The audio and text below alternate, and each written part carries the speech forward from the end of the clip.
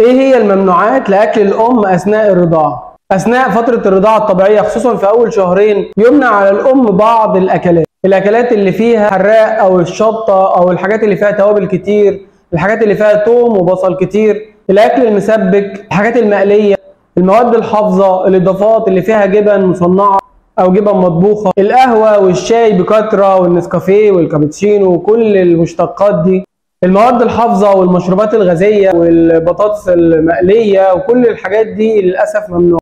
كذلك العصاير اللي فيها سكريات والحاجات المصنعه كل ده يمنع بشكل تام. في بعض الحالات اللي الاطفال فيها عندهم تحسس مثلا من بروتين اللبن بيمنع اللبن للام ومشتقاته، وبعض الاكلات الثانيه الدكتور بيحددها.